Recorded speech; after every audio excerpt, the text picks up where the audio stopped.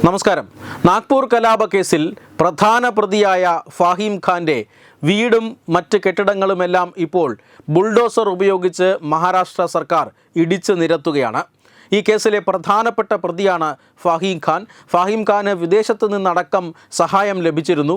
ഔറംഗസീബിൻ്റെ ശവക്കല്ലറ പൊളിക്കുന്നതുമായി ബന്ധപ്പെട്ട് ചില പ്രശ്നങ്ങളും തർക്കങ്ങളും വിവാദങ്ങളുമൊക്കെ മഹാരാഷ്ട്ര സംസ്ഥാനത്ത് ഉണ്ടായപ്പോൾ ആ സാഹചര്യം മുതലെടുത്തുകൊണ്ട് നാഗ്പൂരിൽ കലാപം സൃഷ്ടിക്കാനും ആ കലാപത്തെ വലിയൊരു കലാപമാക്കി മാറ്റാനും പിന്നീട് ഇരവാദം ഉന്നയിക്കാനുമാണ് ഈ പദ്ധതി ഇട്ടിരുന്നത് എന്നാണ് പോലീസിന് ലഭിച്ച വിവരം.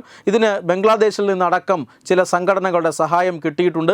സമൂഹ മാധ്യമ അക്കൗണ്ടുകൾ ഉപയോഗിച്ച് നാഗ്പൂരിൽ ഖുറാൻ കത്തിച്ചു ചിലർ എന്ന രീതിയിൽ ഒരു വലിയ പ്രചരണം ഉണ്ടാക്കുകയും 500ഓളം ആളുകളെ സംഘടിപ്പിച്ചുകൊണ്ട് ഒരു കലാപം നടത്തുകയും ചെയ്തു.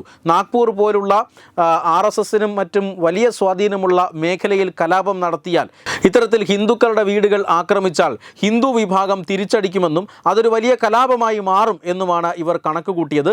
പക്ഷേ അങ്ങനെയൊന്നും ഉണ്ടായില്ല. ഈ മുഖ്യ കൂട്ടാളി അടക്കം നിരവധി പേർ പിടിയിലായി. 200ഓളം പേരെ ഇതിനോടകം തന്നെ തിരിച്ചറിഞ്ഞിട്ടുണ്ട് കലാപകാരികളായി പോലീസ്. ഇപ്പോഴും ദിവസവും അറസ്റ്റ് നടക്കുകയാണ്. പലരും ഒളിവിലാണ്. 100ലധികം പ്രതികളെ ഇതിനോടകം തന്നെ അറസ്റ്റ് ചെയ്തിട്ടുണ്ട്. ഇതിൽ പ്രധാനപ്പെട്ട 6 പ്രതികൾ, ഫാഹിം ഖാനും അദ്ദേഹത്തിൻ്റെ കൂട്ടാളികളായിട്ടുള്ള 6 പ്രതികൾക്കുമെതിരെ രാജ്യദ്രോഹ കുറ്റമടക്കം ചുമത്തിയിട്ടുണ്ട്. ആ കേസിലാണ് ഇപ്പോൾ ഫാഹിം ഖാൻ്റെ വീട് ബുൾഡോസർ കൊണ്ട് ഇടിച്ച് നിരത്തിയിരിക്കുന്നത്. ഉത്തർപ്രദേശിലും മറ്റും മാഫിയ സംഘങ്ങളെ അടിച്ചമർത്താൻ സർക്കാർ ഉപയോഗിച്ച വളരെ ഫലപ്രദമായ ഒരു മാർഗമായിരുന്നു അത്. കുറ്റകൃത്യം സമൂഹത്തിൽ നിരന്തരം നടത്തുക, അതിനുശേഷം നിയമത്തിൻ്റെ പഴുതുകൾ ഉപയോഗിച്ച് പണമെറിഞ്ഞ് ആ നിയമത്തിൻ്റെ പിടിയിൽ നിന്നും വഴുതിപ്പോവുക, അതിനുശേഷം വീണ്ടും കുറ്റകൃത്യം നടത്തുക, ഒരാൾക്കും തങ്ങളെ തൊടാനാകില്ല എന്ന ഒരു സാഹചര്യത്തിലേക്ക് എത്തിക്കുക. ഇതൊക്കെയാണ് മാഫിയ സംഘത്തിൻ്റെ ഒരു പശ്ചാത്തലമെന്നത്. പക്ഷേ അതിന് ഒരു അറുതി വരിച്ചത് ഈ പറയുന്ന സാമ്രാജ്യങ്ങൾ, കെട്ടിപ്പടുത്ത സാമ്രാജ്യങ്ങളെല്ലാം പൊളിച്ചു കളയുക എന്ന ഒരു തന്ത്രമാണ്. അത് മഹാരാഷ്ട്ര സർക്കാരും പയറ്റുന്നുണ്ട്. ഫാഹിം ഖാൻ്റെ കെട്ടിടം അല്ലെങ്കിൽ ഫാഹിം ഖാൻ്റെ വീട് നാഗ്പൂരിലെ യശോധര നഗറിലെ സഞ്ജയ് കോളനിയിലാണ്. ഈ വീട് മുനിസിപ്പാലിറ്റി അധികൃതർ പരിശോധിച്ചപ്പോൾ ഇതിലെ ചില കെട്ടിട പ്ലാനിൽ ചില ക്രമക്കേടുകൾ കണ്ടെത്തുന്നു. ചില അനധികൃത നിർമ്മാണ പ്രവർത്തനങ്ങൾ നഗരസഭ കണ്ടെത്തുന്നു.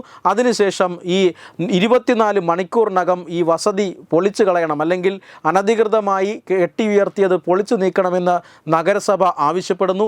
അത് നടക്കാത്തത് കൊണ്ടാണ് ഫാഹിം ഖാൻ്റെ ഭാര്യയും മറ്റു കുടുംബാംഗങ്ങളുമാണ് ഈ വീട്ടിൽ താമസിക്കുന്നത്.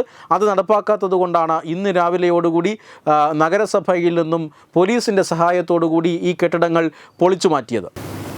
കഴിഞ്ഞ മാർച്ച് 17-നാണ് നാഗ്പൂരിൽ ഒരു വലിയ കലാപമുണ്ടാക്കാനുള്ള ശ്രമം നടന്നത്.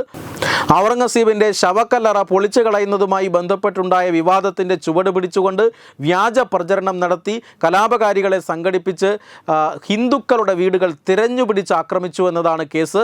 ഏതാണ്ട് 36ഓളം കാറുകളും 22ഓളം ഇരുചക്ര വാഹനങ്ങളും അടക്കം നിരവധി വാഹനങ്ങൾ കത്തിച്ചു. അതോടൊപ്പം തന്നെ ഹിന്ദുക്കളുടെ വീടുകളും വ്യാപാര സ്ഥാപനങ്ങൾക്കുമൊക്കെ കേടുവരുത്തുകയും ചെയ്തു. അന്തിമമായ ലക്ഷ്യം വലിയൊരു കലാപമായിരുന്നു. പക്ഷേ ആ ഒരു കലാപത്തിലേക്ക് പോയില്ല എങ്കിലും ഈ കലാപകാരികളെ കലാപമുണ്ടാക്കാൻ ശ്രമിച്ച ആരെയും വെറുതെ വിടില്ല എന്ന് കഴിഞ്ഞ ദിവസം തന്നെ മുഖ്യമന്ത്രി ദേവേന്ദ്ര ഫട്നാവിസ് അറിയിച്ചിരുന്നു. മാത്രമല്ല, കലാപകാരികൾ ഉണ്ടാക്കിയ നഷ്ടം അവരിൽ നിന്ന് തന്നെ ഈടാക്കുമെന്നും മഹാരാഷ്ട്ര സർക്കാർ അറിയിച്ചിരുന്നു. ആ നടപടികളാണ് ഇപ്പോൾ പുരോഗമിക്കുന്നതും. Web desk Tatwamayi news.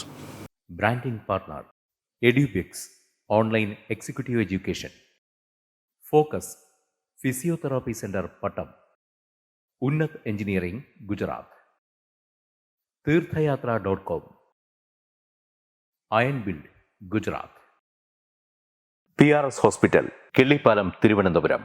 5 തലമുറകളായി നിങ്ങൾക്കൊപ്പം. തുമ്പമൺ ശ്രീ വടക്കുംനാഥൻ ക്ഷേത്രം, അമ്പലക്കടവ്, പത്തനംതിട്ട. ശ്രീമദ് സ്കന്ദപുരാണ മഹാസത്രം 2025 മെയ് 11 മുതൽ 18 വരെ. ബ്രഹ്മശ്രീ മുംബൈ ചന്ദ്രശേഖര ശർമ്മയുടെ മുഖ്യ കാർമ്മികത്വത്തിൽ മഹാഗണപതി ഹോമം, സ്കന്ദപുരാണ പാരായണം, മഹത് പ്രഭാഷണങ്ങൾ, പൂജഹോമാദികൾ, കലാസാംസ്കാരിക പരിപാടികൾ. സത്രയജ്ഞ കർമ്മങ്ങളിലേക്ക് എല്ലാ ഭക്തജനങ്ങളുടെയും സാന്നിധ്യവും സഹകരണവും സാദരം അഭ്യർത്ഥിക്കുന്നു.